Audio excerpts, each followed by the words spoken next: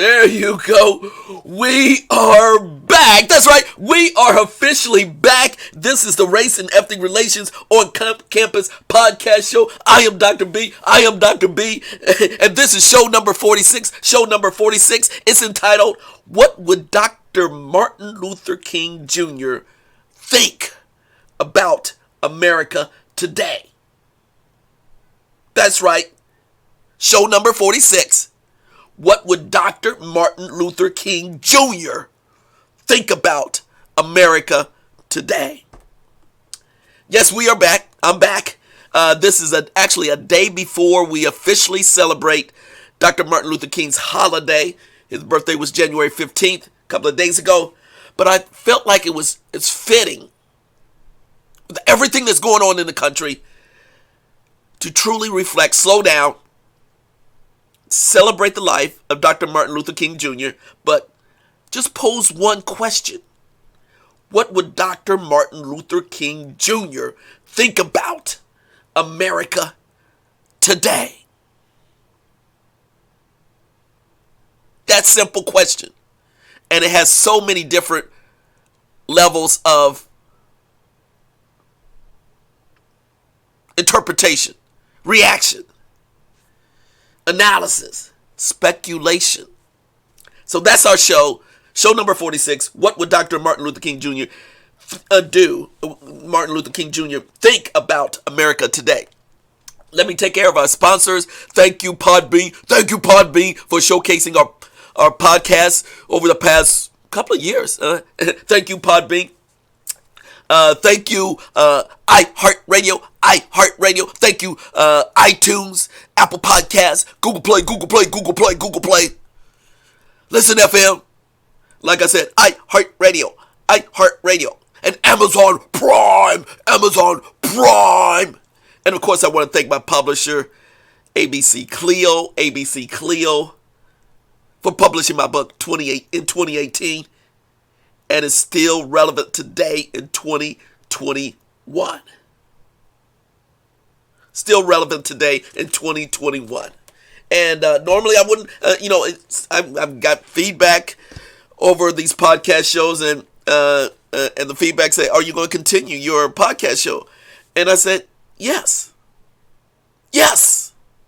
by all means, yes. And the reason why, there's always issues of race and ethnic relations in our country, nationally, locally, whatever. And also is that, I teach this class on a regular basis during the springtime, race and ethnic relations, at my university. And it's so refreshing to get feedback from my college students. My college students have so many new ideals, come in fresh, come in with all different types of perspectives. So I think it's important for me to continue this type of dialogue in another way. So again, this is show number 46. What would Dr. Martin Luther King Jr. think about America today? Now I'm going to start this off with not just jump into my speculation. Let me give you a little background on Dr. Martin Luther King Jr. And we always use his podium, and I say we, academia, in all different stretch of the imagination. And let me just read a little bit of his biographical statement by the Nobel Peace Prize, because many times people realize I'm 62 years of age, and a lot of folks simply don't know his history, don't know the path, his journey. And I was fortunate to live in Atlanta, Georgia for a couple of years, and actually went to his memorial in Atlanta with my family, young family at the time. So let me briefly give you a synopsis of Dr. Martin Luther King's biographical review on the Nobel Peace Prize, and you can pull it up yourself.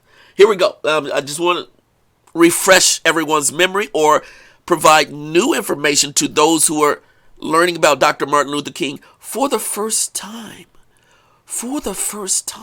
And that's okay. Here we go.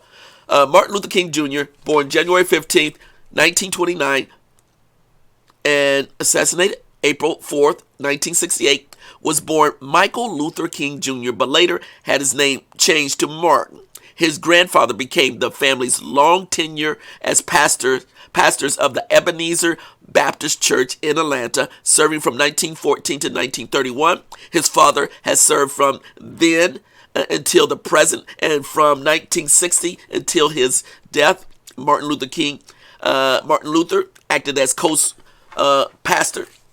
Martin Luther attended segregated public schools in Georgia, graduating from high school at the age of 15. He received a BA in 1948 from Morehouse College, a distinguished historically a black institution of Atlanta, from which both his father and grandfather had graduated.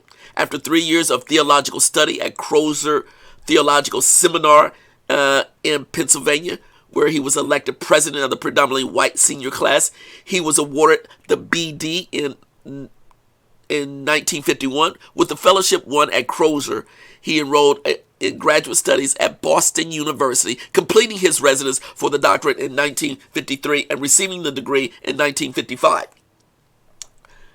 In Boston, he met and married Coretta Scott, a young woman of uncommon intellectual and artistic attainments. 2 sons and 2 daughters were born into the family. In 1954, Martin Luther became pastor of the Dexter Avenue Baptist Church in Montgomery, Alabama. Always a strong worker for civil rights for members of his race, King was, by this time, a member of the Executive Committee of the National Association for the Advancement of Colored People, NAACP, the leading organization of its kind in the nation. He was ready then, early in December 1955, to accept the leadership of this first great African-American nonviolent demonstration of contemporary times in the United States. The bus boycott, described by Gunnar John in his presentation speech in honor of the Lord. The boycott lasted 382 days. On December 21st, 1956, after the Supreme Court of the United States had declared unconstitutional the laws requiring segregation on buses, I'm just using the words, blacks and whites rode the buses as equals. During these days of boycott, King was arrested. His home was bombed. He was subjected to personal abuse, but at the same time, he emerged as an African-American leader of the first rank. In 1957, he was elected president of the Southern Christian Leadership Conference, an organization formed to provide new leadership for the now burgeoning civil rights movement. The ideals for this organization he took from Christianity, its operational techniques from Gandhi. In the 11-year period, 1957 to 1968, King traveled over 6 million miles and spoke over 2,500 times, appearing wherever there was injustice, protest, and action. And meanwhile, he wrote 5 books as well as numerous articles. In these years, he led a massive protest in Birmingham, Alabama, that caught the attention of the entire world, providing what he called a coalition of conscience and inspiring his letter from Birmingham jail, a manifesto of the African American Revolution. He planned the drives in Alabama for the registration of for blacks as voters. He directed the peaceful march on Washington, D.C. of 250,000 people, to whom he delivered his address, I Have a Dream. He conferred with President John F. Kennedy and campaigned for President Lyndon B. Baines Johnson. He was arrested upwards of 20 times and assaulted at least 4 times. He was awarded 5 honorary degrees, was named Man of the Year by Time magazine in 1963, and became not only the symbolic leader of African Americans, but also a world figure. At the age of 35, Martin Luther King Jr. was the youngest to have received the Nobel Peace Prize. At the age of 35. When notified of his selection, he announced that he would turn over the prize money of $54,123 to the furtherance of the civil rights movement. on the evening of April 4th, 1968, while standing on the balcony of his motel room in Memphis, Tennessee, where he was to lead a protest march in sympathy with striking garbage workers of that city. He was assassinated. There you go. That's a quick biography of Dr. Martin Luther King Jr. on the Nobel Peace page. And again, receiving the Nobel Peace Prize at the age of 35. Wow. So, and I was, again, fortunate to go to the memorial in Atlanta when I lived in Atlanta with my family. Very great memorial setting next to Ebenezer Baptist Church. And so I just want to pose the question, what do you think? What would Dr. Martin Luther King Jr. think about America today? And let's just bring you up to speed with what's happening in the U.S. today. Well, as you know, we've had massive protests throughout 2020 and beginning of 2021. The protests and capture of the U.S. Capitol by Republicans being taking over the U.S. Capitol by one party, predominantly the Republicans, and these were just average folks. These were professional people, and encouraged by the president, Donald J. Trump, in a rally, and also throughout the end of this presidential election.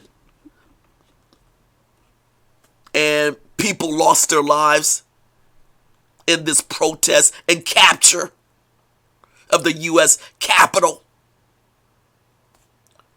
We've had the election of Biden and Kamala Harris. The inauguration is just days away. And this election has been very partisan, showing that we live in a very divided America along party lines.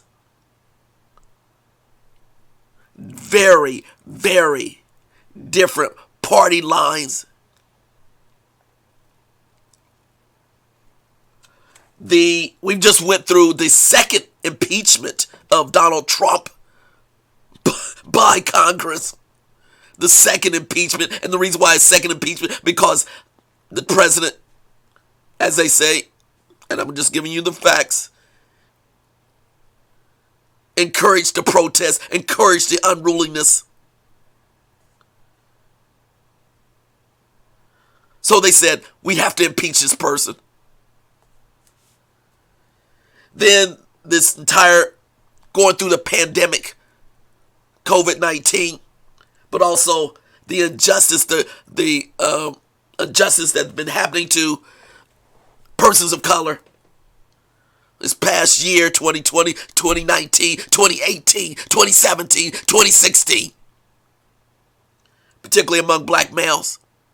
The injustice by our judicial system and our law enforcement systems. This really shows just the recent events, and just this year shows how divided our country really is.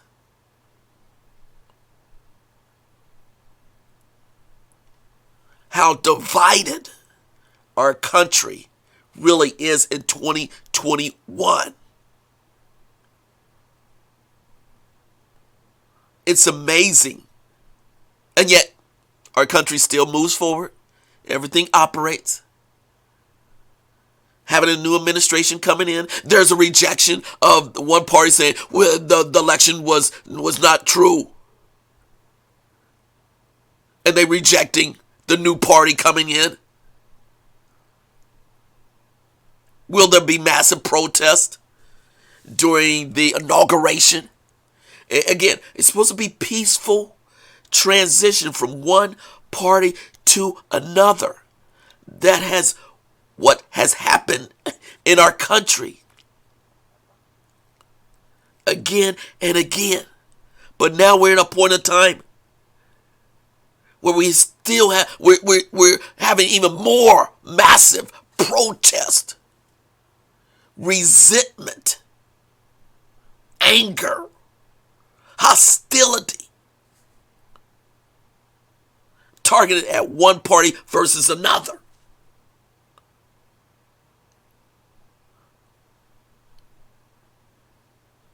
Extremely divided America. And I would have to say what happened at the U.S. Capitol was a true sign of how divided we are. We like to say on the surface that we're getting along. The system is working. But when things actually change, when more people of all different backgrounds are able to participate at leadership levels. As a matter of fact, during this, we had a special election in Georgia where we have the first African American to be voted into the U.S. Senate. There's a big fight on that. But we have the first African American male being voted in as a state senator, as a U.S. senator. We're still having a lot of firsts, and this is in Georgia.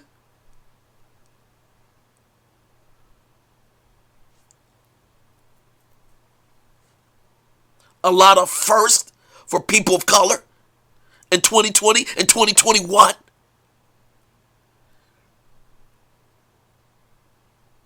Yet we're still getting a lot of misunderstanding, pushback,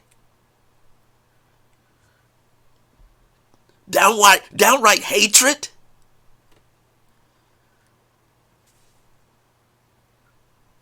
So again, the events of the past year and the events starting off 2021 indicates to me, Dr. B, that we still very much live in a divided America. So I would pose the question, if Dr. Martin Luther King was living, and I'm not hardly going to can't speak for him, but I can conjecture. Just conjecturing. Just conjecturing.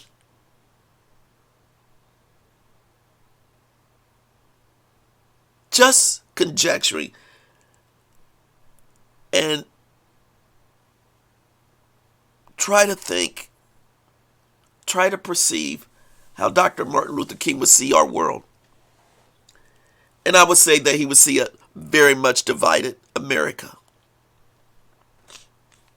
I would say that he would also feel very prideful of the changes that has occurred from the 1960s, late 1960s to 2021. He would be very prideful of the positive changes, of the number of people, folks, communities that have improved their life circumstances, opportunity, leadership, because of his mark, because of fighting for voting rights, fighting for the underserved and the underprivileged. He would be very prideful. Yet, and this is a big yet, I believe that Dr. Martin Luther King Jr. would be deeply, deeply disappointed in the state of affairs of race and ethnic relations in 2021. Deeply, deeply disappointed in the politics of what's happening between parties, the politics within parties, the selfishness that's happening from one party to another, the selfishness of our leaders, the lack of cooperation, the lack of development between individuals, parties that have different mindsets, different agendas, but not able to collaborate. Deeply, deeply disappointed.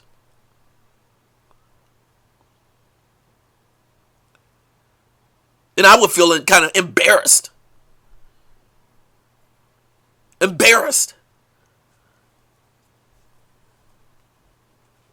That yes, various folks can live in different parts of the world, different parts of the city now, but we still have high levels of discrimination, very subtle levels of discrimination, but sometimes very overt expressions of discrimination, very overt expressions of pushback, dissension.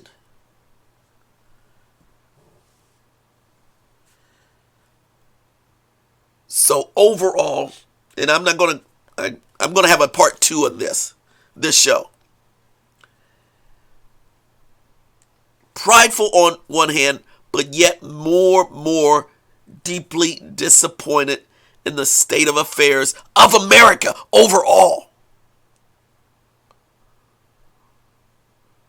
America is supposed to be the shining leader, industrialized country. Yet what the world sees, and again, Dr. Martin Luther King was a worldly, international leader, receiving the Nobel Peace Prize 1964, being the youngest ever to receive the Nobel Peace Prize at the age of 35. And I would conjecture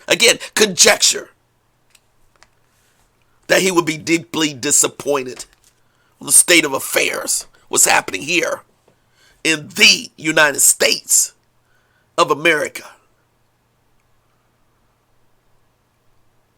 How much more will we have to endure? How much times will they continue to change for the good? Or are we just retrenching the same issues that Dr. Martin Luther King fought for during the 50s and 60s? It looks good when we have Martin Luther King Day, when we have community service, speeches, small celebrations from one institution to another. And we stop just a moment, hear all the rhetoric, all the rhetoric,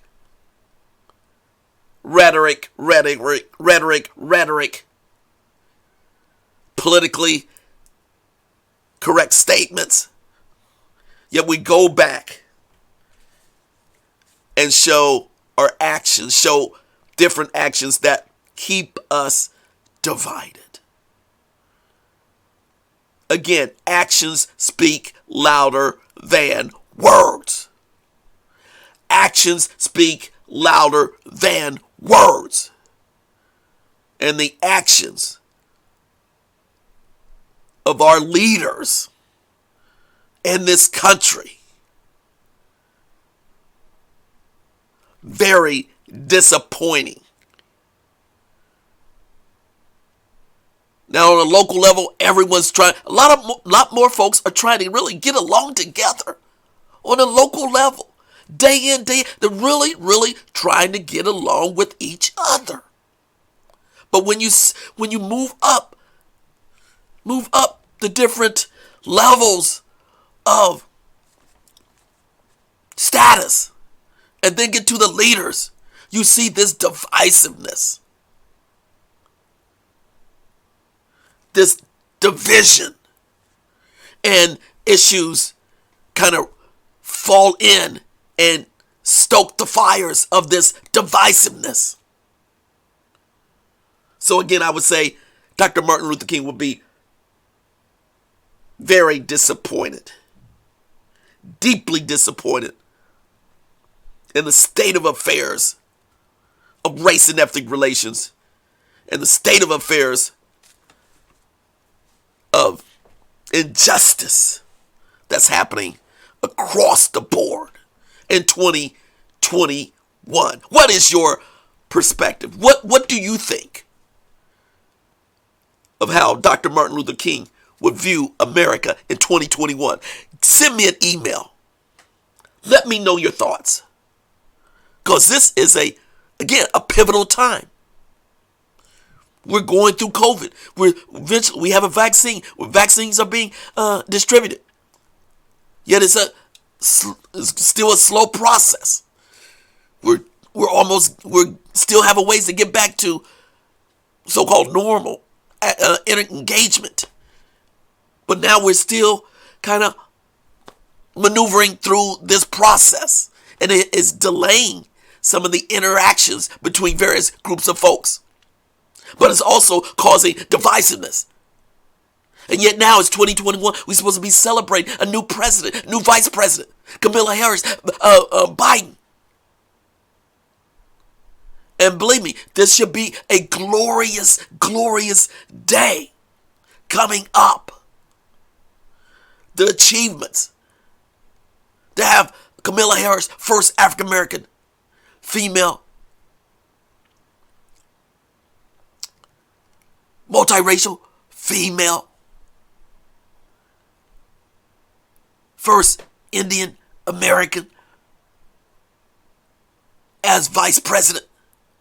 Should be a glorious day. Yet, we still have all these other issues. And it's really, the speeches are fine, but actions speak louder than words. And let's see what happens in our actions in 2021. So send me your email. Send me a reply. I want your perspective, your thoughts. What would Dr. Martin Luther King Jr. think about America today? That's right. This is show number 46. What would Dr. Martin Luther King Jr. think about America today? I am Dr. B. Dr. B. That's our show. I want to thank our sponsors, Podbean. I want to thank iTunes, Apple Podcasts, Google Play, iHeartRadio, Listen FM, Amazon Prime, YouTube, and my book publisher, ABC Clio. It feels good to be in 2021.